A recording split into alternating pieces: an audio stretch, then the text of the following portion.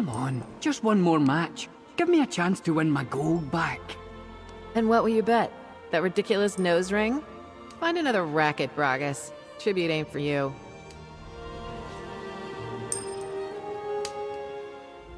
Heard all that, eh? Guifa's a palms-up card sharp. One of the best tribute players in town. But like I always say, if you want to take the measure of a grot, you've got to climb. That nose ring jibe was unnecessary, right? I'll get her next time. Sorin, right? She definitely has an eye for talent. Yes, I can tell you all about Tribute. It's a card game, a scavenger hunt. Zen's price, it's practically a religion for some folk. You want fame, gold, it's all there for the taking. Ah, fresh player. Excellent. First things first. You need to learn the rules of the game, and you'll need a couple of decks of tribute cards, of course. Find Razamad in the Gonfalon Gaming Hall. Tell him Bragas sent you. He'll get you sorted. Razamad's the game baron here in Gonfalon Bay. You won't find a kinder or more knowledgeable player west of High Rock. Not that he'll go easy on you, mind. He expects the best from the players he trains. Trust me, I should know. Greetings, my friend, and welcome to the Gonfalon Gaming Hall. Please, drink and make merry. We have many strong players gracing the hall today. Lots of action.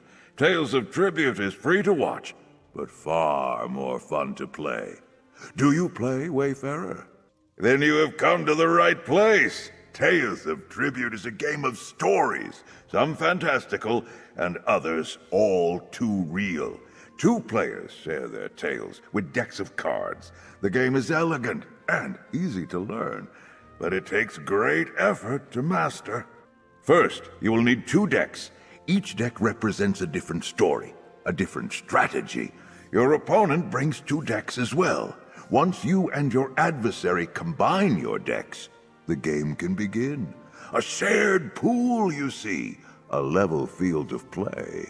Make your way to the beginner's lounge and find my associate, Bragas. Tell him Razamad approved an initiation match. He will lend you a pair of decks and teach you the basics.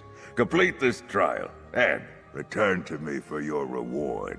Dear Bragas often strays, but never for long. His coin rarely holds out. He must be back by now, safe within the confines of the gaming hall where he can be supervised. Do not worry, though.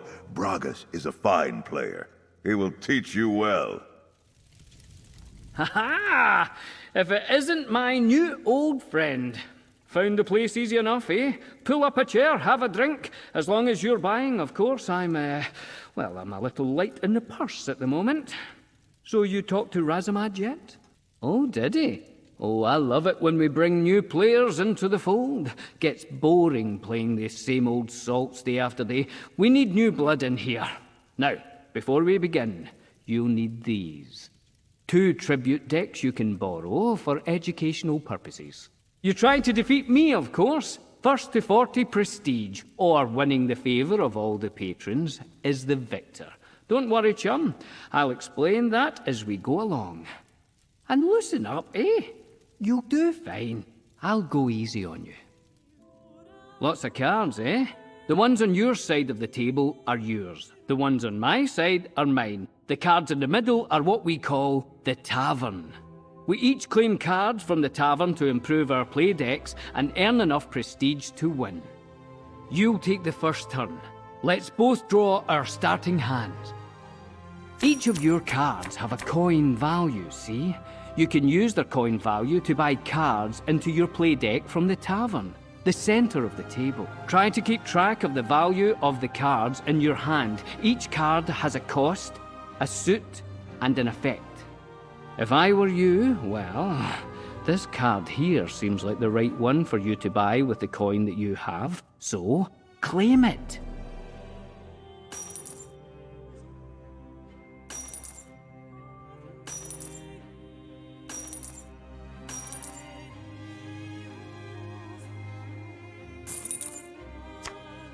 When you buy a card, you subtract its cost from your coin total.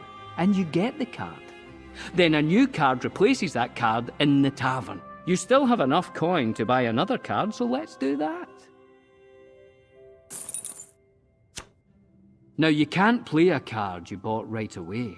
When you buy a card, it goes into a cooldown pile here, see?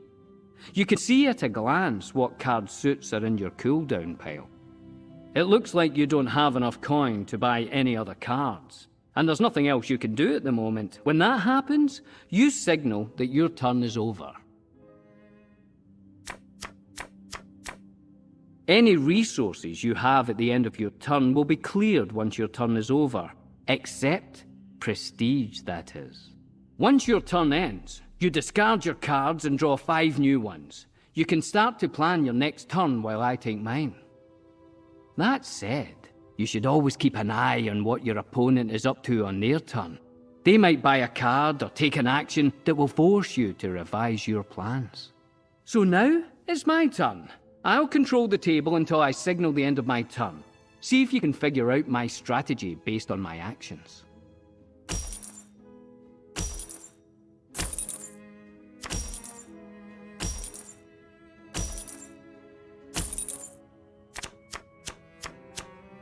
Well. The cards you drew gave you both gold and power.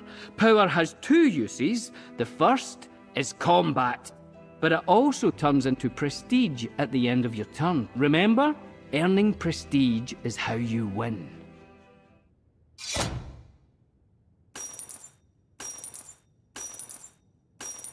Remember when I told you that your currencies get cleared when you end your turn? Well, power doesn't carry over between turns. But when you do signal the end of your turn, any power you have left over turns into prestige. Good to know, eh? See these little fellows? They're our patrons. Each deck comes with its own patron, and they play an important role in how the deck works. See?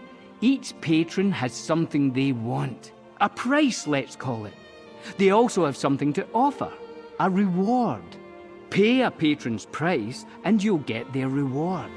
You have to pay the price all at once and you usually get the reward immediately.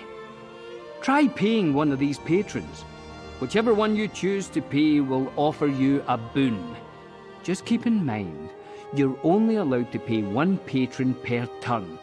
They can get a little jealous. The patron you just paid, notice anything different about them? They favour you now.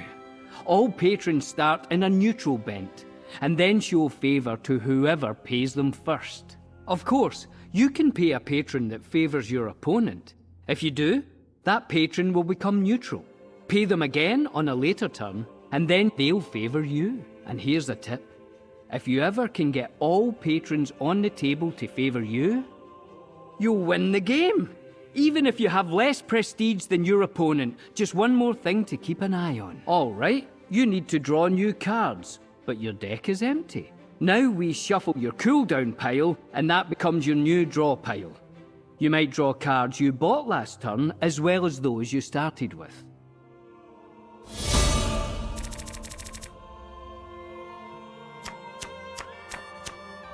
Your cooldown pile is empty. That means all the cards you started with or bought during play are now in your draw pile. Right, it's my turn again. I'm going to draw some coin, use it to buy a card, and draw some power from my play deck, which will become prestige when my turn ends. Just like your turn, only, more experienced. Those cards you drew can trigger a combo. See how they have extra effects if you draw another card that matches their suit? Luckily, you bought cards with the suit you need to trigger these combos. Some of the most powerful effects on cards come from combos, and a card will tell you how much of each suit you need to activate its combo effect.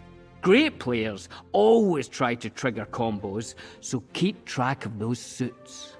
We're closing in on the end. I can tell by keeping track of the prestige we've earned.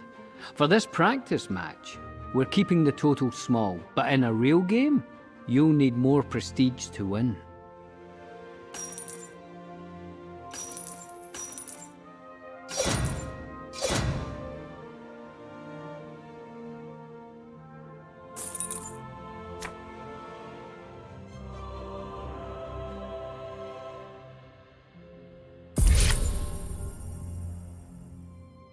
Ah, a grand victory! Well, maybe a little too grand. Go talk to Master Razamad and tell him you bested me. Just don't get cocky. Next time won't be so easy. You return victorious, yes? I hope you enjoyed the match. I have played countless games of both luck and skill, and truly, Tales of Tribute is the best by far. So, now that you've learned the rules, do you wish to continue your gaming journey? Now, you claim membership in the Gonfalon chapter of the Roysters Club, a fraternity of tribute players committed to fair play and stiff competition.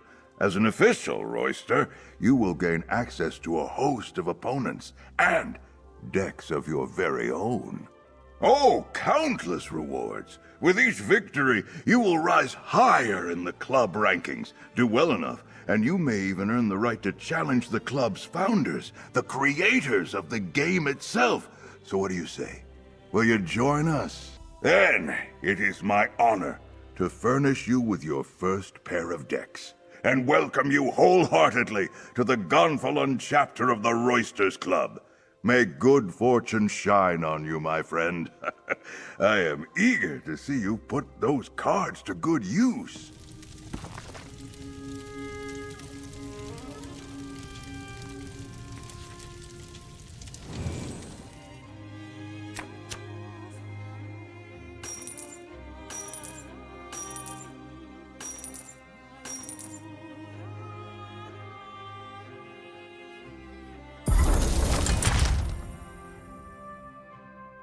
Yes, and what fragrant challenges they are.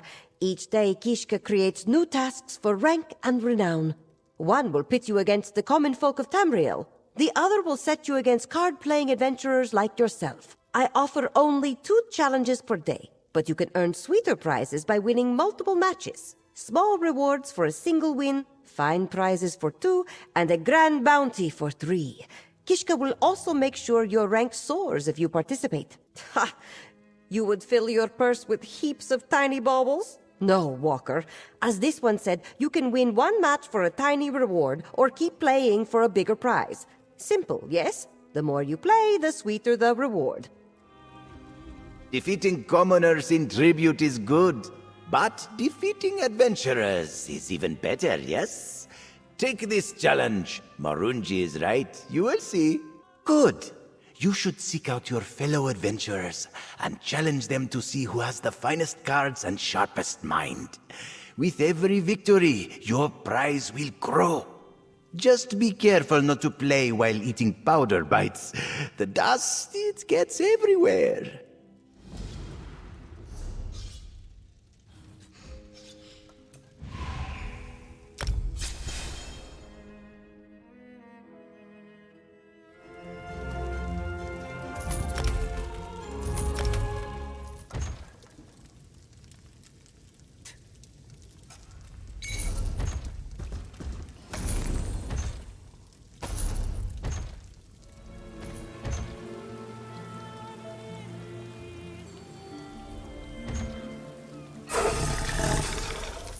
Here you are, Walker, the finest prize Kishka can offer. Of course, there is more. This one will ensure that the Roysters Club commits these victories to their lists. Your legend grows, yes? I was a